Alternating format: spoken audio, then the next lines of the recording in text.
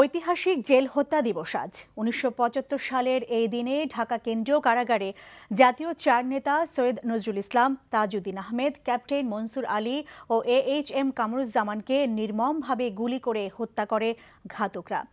সকালে ধানমন্ডি ৩২ নম্বরে বঙ্গবন্ধু প্রতিকৃতিতে শ্রদ্ধা জানিয়েছেন প্রধানমন্ত্রী শেখ হাসিনা। এছাড়া বনানী কবরস্থানে জেল হত্যায় নিহতদের কবরে এবং পরে কেন্দ্রীয় কারাগারে চার নেতার কক্ষে শ্রদ্ধা জানানো হয়। হত্যাকারীদের দেশে ফিরিয়ে এনে মৃত্যুদণ্ড কার্যকরের প্রত্যাশার কথা জানান স্বজনেরা। আরও জানাচ্ছেন মুকসিমুল আহসান। জেল হত্যা দিবস উপলক্ষে ধানমন্ডি ৩২ নম্বরে বঙ্গবন্ধুর প্রতিকৃতিতে শ্রদ্ধা জানান প্রধানমন্ত্রী শেখ হাসিনা।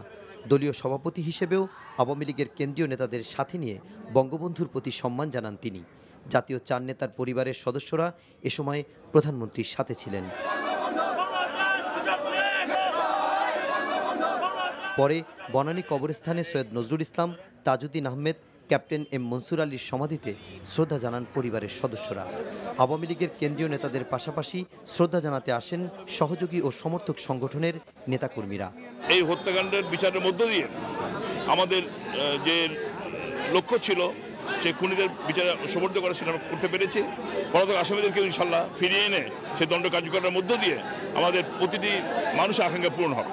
বনানী কবরস্থান থেকে কেন্দ্রীয় কারাগারে জাতীয় চার নেতার প্রতিকৃতিতে শ্রদ্ধা জানাতে যান মন্ত্রিপরিষদের সদস্য ও চার নেতার স্বজনরা। এ সময় স্বরাষ্ট্রমন্ত্রী বলেন, চার নেতার বাকি খুনিদের দেশে ফিরিয়ে আনতে ইন্টারপোলের সহায়তা নেওয়া হবে।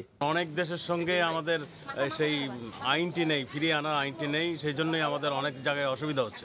তা আমরা চেষ্টা অব্যাহত রাখছি, এটা আমাদের চলবে। কেন্দ্রীয় কারাগারে চার নেতার কক্ষ পরিদর্শন শেষে দোয়া ও মোনাজাতে অংশ নেন স্বজনদের পাশাপাশি আওয়ামী লীগের কেন্দ্রীয় নেতৃবৃন্দ। Muksimul Ahsan, NTV news, Dhaka.